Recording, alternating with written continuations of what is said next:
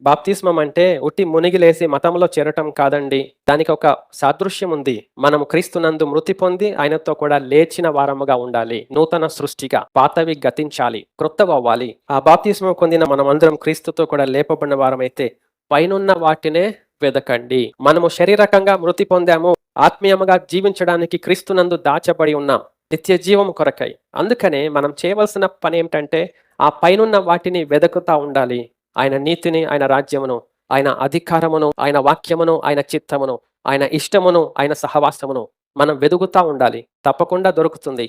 పైనున్న వాటి మీదనే గాని భూ సంబంధమైన వాటి మీద మనస్సు పెట్టుకొనకుడి. పైనున్న వాటి మీద అనగా క్రీస్తునందు మనం జీవించుటకు ఆయన మన కొరకు సిద్ధపరిచిన నివాసములు, మన యొక్క పేర్లు ఆయన జీవ గ్రంథంలో రాసి పెట్టి ఉండటము, అది మనము మనసు పెట్టాలి. ఈ భూ సంబంధమైన వాటి యందు మనం లక్ష్య పెట్టకూడదు అని ప్రభు మనకు హెచ్చరిక చేస్తా ఉన్నాడు.